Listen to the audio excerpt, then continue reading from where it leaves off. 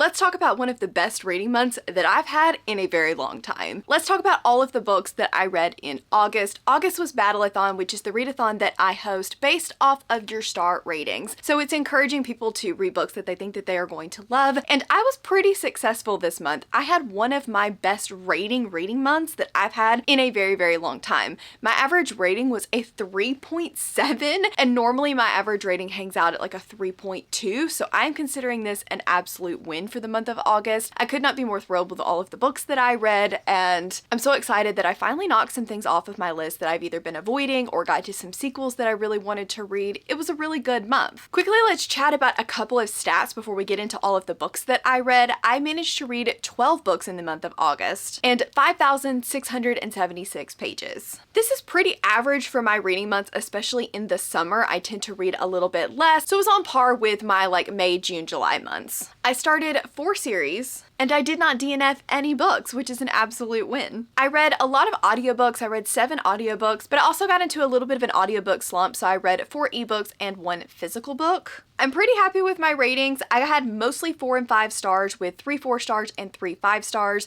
I did have 3 3 stars and 1 2 star this month, sadly, but I'm gonna take it because I had more than none 5 stars in the month of August. As usual, I read mostly romantasy, but I did read 1 fantasy, 1 horror, and 1 romance as well. Normally I don't read straight romance, so that was a little bit of a curveball for me. Okay, so I guess let's just jump into all of the books that I read in August. First up is a book that I should have read ages ago. I should not have been waiting until 2024 to read this book. I've heard people screaming about it, telling me to read it, telling me I was gonna love it, and I was like, I've tried it before. I don't know if I want to pick it up, and that is Ember in the Ashes by Sabaa Tahir. I really should have listened to all of the BookTube girlies, and I should have read this book sooner. I gave this a 4.5 star, and I had so much fun with this. This is following 2 characters on opposite sides of a rebellion. We have the son of the leader of the government, and then we have the daughter of the leaders of the rebellion that were killed many years ago. When her brother is taken by the government, even though she's not part of the rebellion, she's got to try to find a way to save him, so she goes to them and asks them for help. And we've got some competition elements in here, we've got trials, we've got really interesting relationship dynamics that I think are just going to continue to grow as the series develops, and I loved this so much. I cannot wait to pick up book 2. I'm going to try to get to it in September if I can manage it, and that way I can just fly through this series. I managed to get to a lot of sequels in the month of August. One that I was highly anticipating was Ash and Feather by S.M. Gaither. This is the sequel to Flame and Sparrow that you guys hear me shout about all the time. I really enjoyed Flame and Sparrow, but it did take about 40-50% for me to fully get invested in it. This series is following Karis, who is an elf, and the elves used to have all of this power. They were like the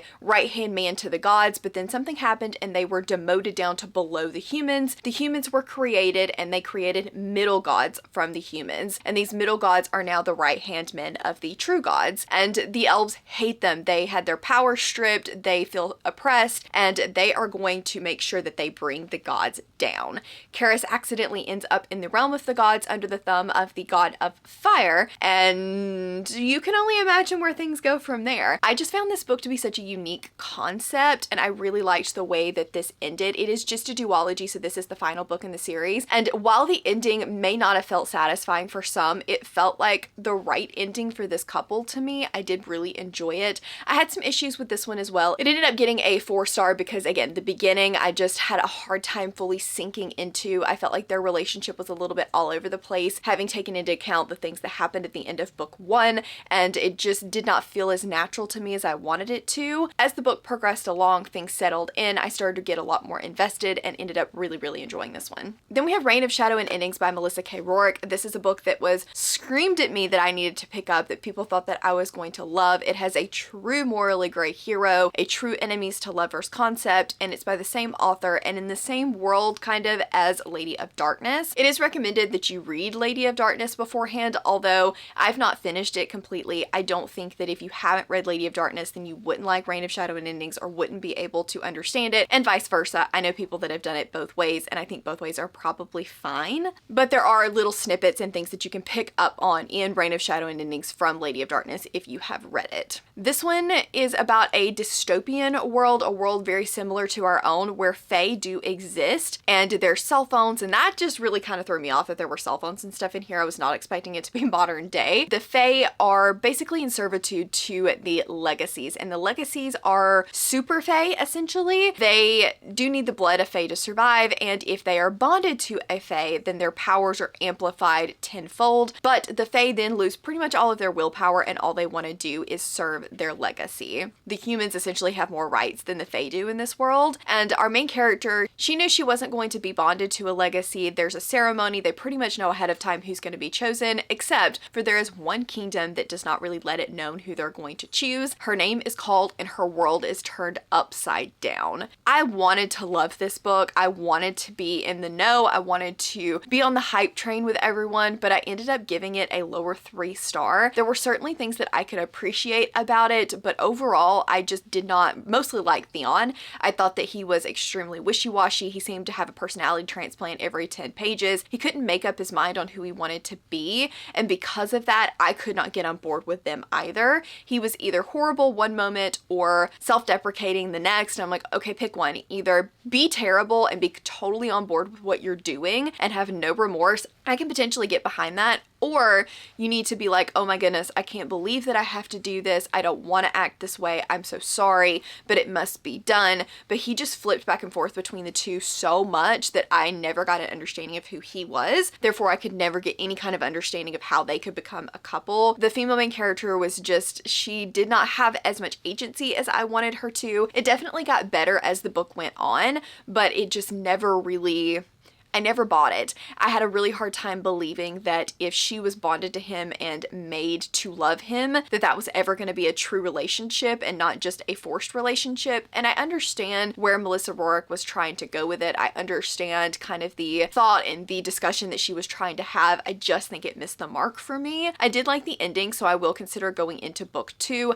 I have read book 1s and not loved them, Spark of the Everflame, but read book 2 and absolutely fell in love with the series. So I'm hoping that this will be one of those. Then we read one of my most anticipated books this year, which was City of Mirth and Malice by Alexis L. Menard. This is the sequel to House of Bane and Blood, and this is even better than book 1. I gave this 5 stars. I loved it. Camilla and Nico's relationship is ride or die. Unlike Reign of Shadow and Endings, where I couldn't get behind it, this relationship is everything. They are the perfect couple together. They have push, they have pull, they have romance, they have snark, they have banter. It's absolutely amazing. For the first book is about Camilla, and she is the heiress to the Train Empire. This is a very steampunk Peaky Blinders type world, and she is going to be married off for the sake of the family company. It's kind of going into ruins. They need somebody to pull it out. And she decides to spend her last night with a guy with a metal arm. She knows nothing can really become of it because she's getting married the next day. She leaves. She thinks she'll never see him again, and when she is being transferred over to her new husband, Nico comes along and says, but wait,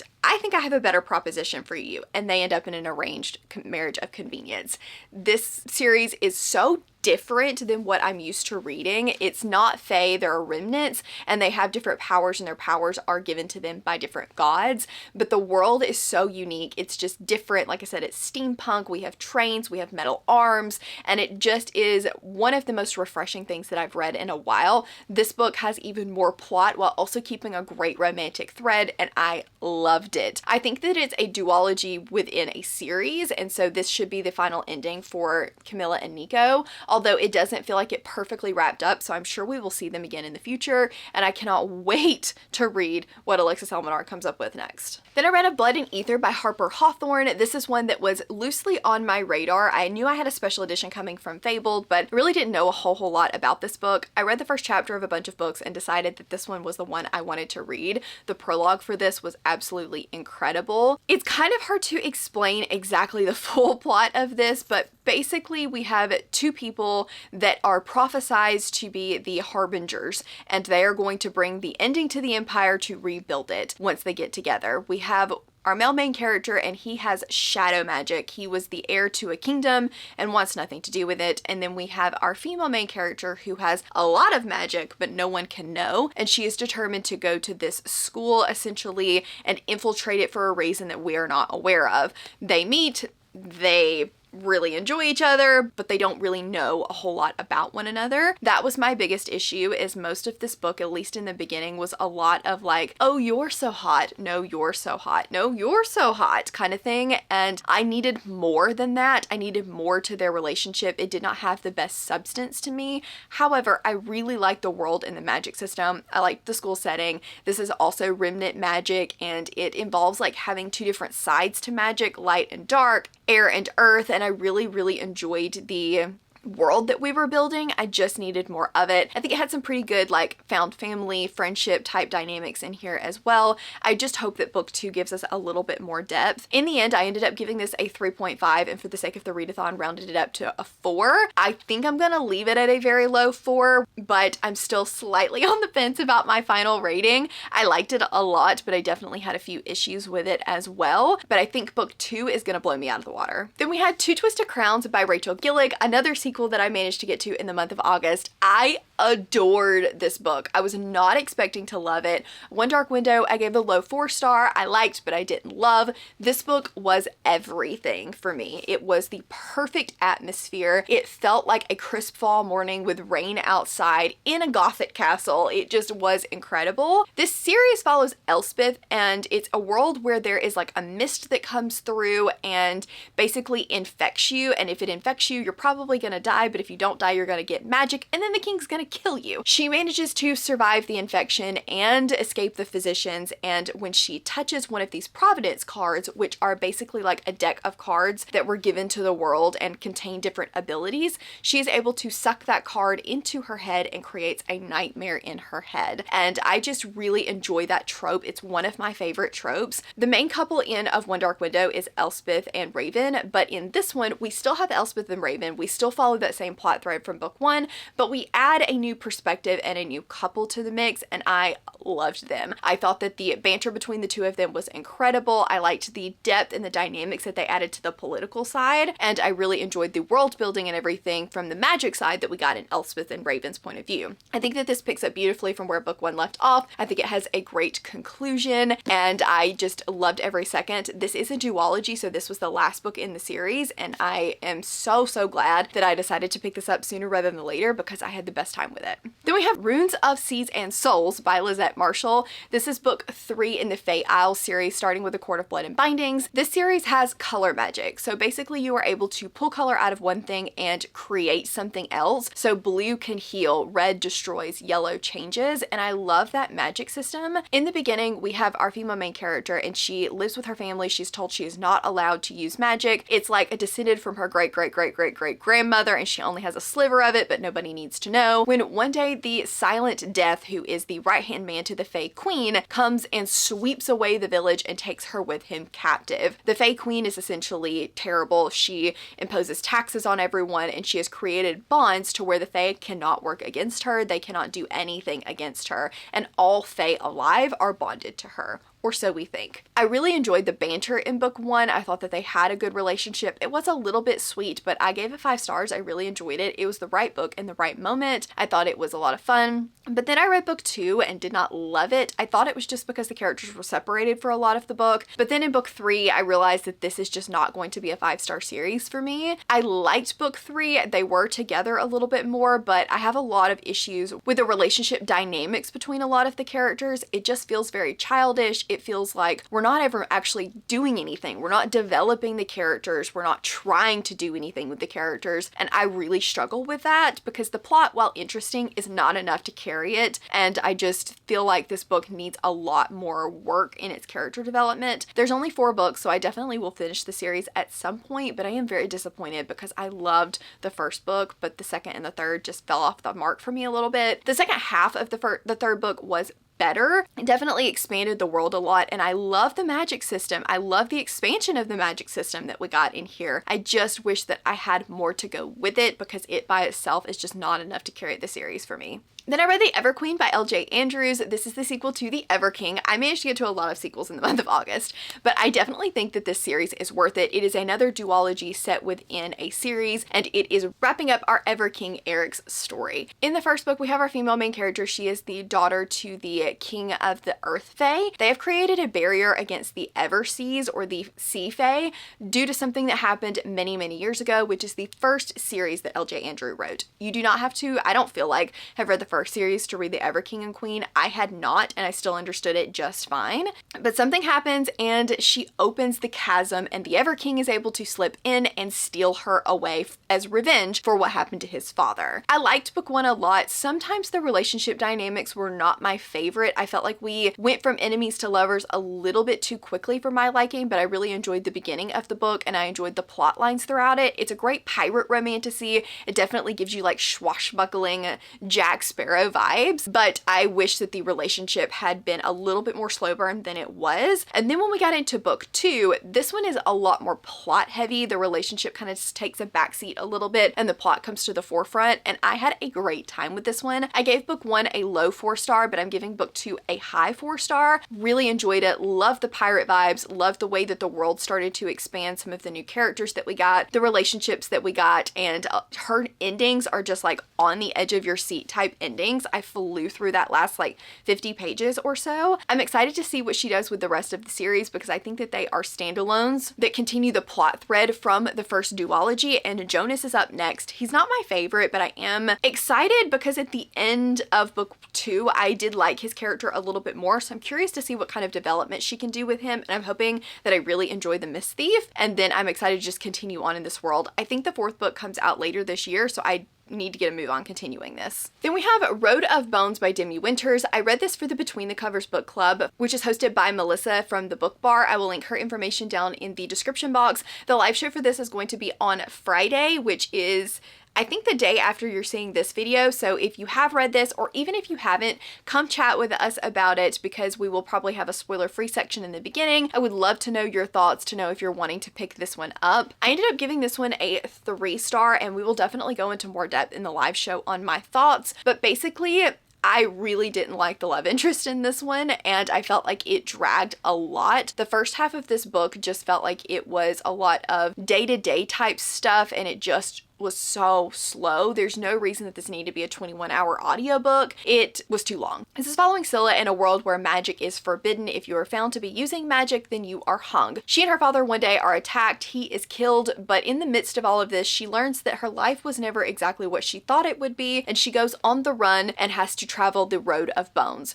Along the way, she meets an unlikely band of Vikings who are going to begrudgingly assist her to get through the Road of Bones. And I just feel like this needed a little bit more. Some of the imagery for like the creatures, we had vampire deer, were really, really good. I just needed more of it. I felt like there was not enough of it. There was a love interest that just really gave me the ick. I did not like him at all, and I struggled because if you don't like the love interest in a romantasy, it's really hard to get behind it. But there are things that happen and plot twists that occur that make me hopeful for book two. I don't really want to go into a lot more than that because it is a big spoiler, but if you want to know, come to the live show. And I might continue on in this series. I haven't fully decided. This is just not going to be a book that sticks with me very well, so if I'm going to continue on into book two, I need to do it sooner rather than later. But they're so chunky, and like I liked it but I didn't love it, so let me know in the comments if you have read this, or let me know at the live show if you think that if I gave it a like lower 3-star and liked the ending but didn't like a lot of the rest, if I would like book two. Then for the romance that I read this month, which was Leather and Lark by Bryn Weaver, this is the sequel to Butcher and Blackbird, which I had so much fun with earlier this year. It was such a surprise for me. This one I ended up giving a 3-star. I did not like it as well as Butcher and Blackbird. I felt like it was missing some of the charm that Butcher and Blackbird was, and it was for a very distinct reason. This is following the main character of Butcher and Blackbird's best friend and male main character's brother. They come into a marriage of convenience, fake marriage type situation, and they don't like each other at all, but they need one another to kind of get through and to figure out who is terrorizing her family. It had some really good moments in it. It had some funny moments. I definitely love Bryn Weaver's writing and the way that she crafts characters, but I think this trope and just the way that it was handled just